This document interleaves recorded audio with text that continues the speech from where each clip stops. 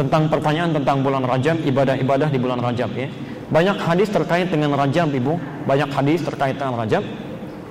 Ada satu yang sahih, dua yang dhaif, selebihnya palsu. Selebihnya palsu ya. Baik. Saya mulai dengan yang dhaif dulu ya. Saya mulai dengan yang baik. Ibadah-ibadah apa saja yang bisa dilakukan di bulan Rajab, khususnya mungkin nanti pertanyaan Ibu terkait spesifik dengan puasa ya. Baik, salah satunya. Mari kita lihat. Ibu mau catat dalilnya? Boleh? Di Musnad Ahmad. Musnad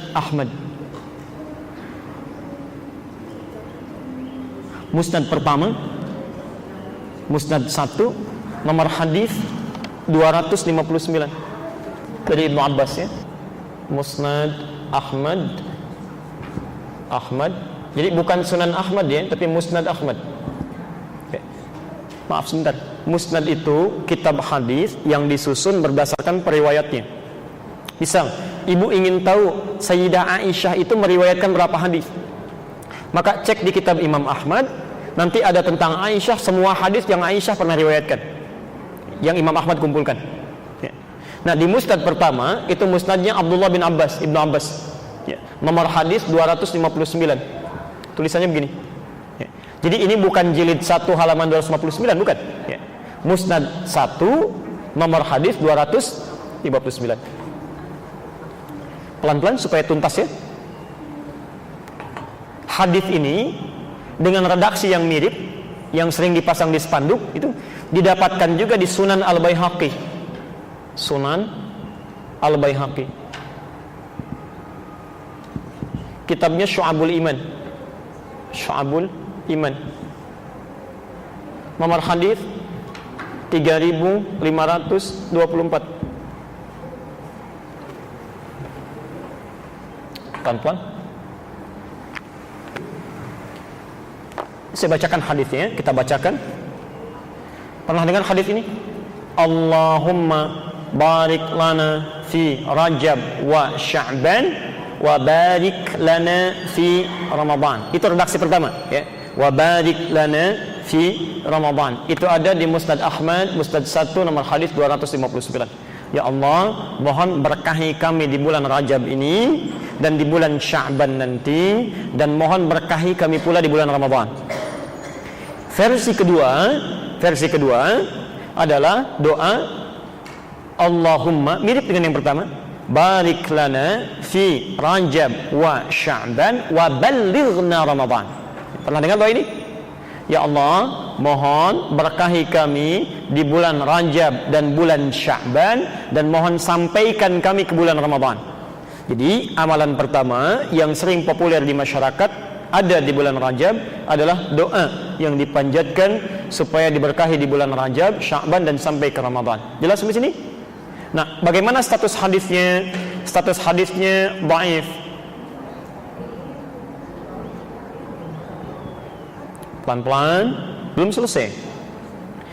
Apa urutan dhaifnya? Karena tidak semua hadis dhaif itu ditolak, tidak semua. Ya. Jangan ibu bapak katakan kalau dhaif gak bisa diamalkan, belum tentu. Ya, hadis dhaif yang tidak boleh menjadi dalil itu, menjadi dalil landasan hukum, itu ada 3 jenis. 3 jenis ini disepakati oleh ulama hadis. Satu, hadis munkar.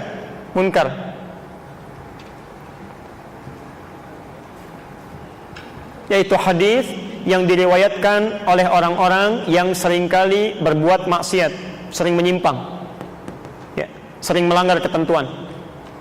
Misal ada orang menyampaikan hadis tapi suka mabuk, itu hadisnya diingkari, gak boleh diambil, walaupun belum tentu kalimatnya salah. Ya. Apa alasannya? Supaya nanti tidak ada fitnah pada agama. Tidak ada fitnah pada agama. Jadi kalau nanti ada orang-orang misalnya mengatakan pantas orang Islam perilakunya buruk, yang meriwayatkan hadisnya orang mabuk kok. Ya.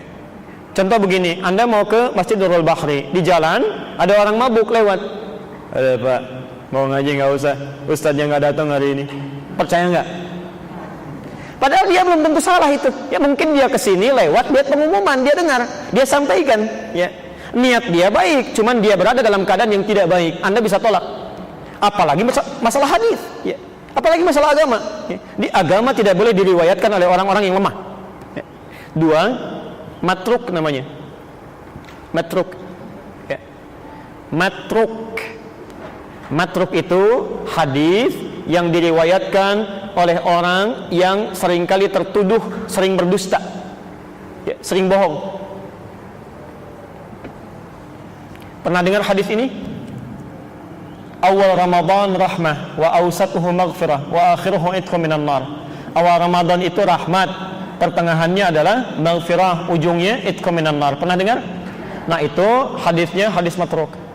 Hadis matruk. Jadi nggak bisa dipakai dalil. Nanti biasanya tiap tahun suka diulang-ulang itu. Ya, itu hadis matruk. Nggak bisa dipakai dalil. Pelan-pelan.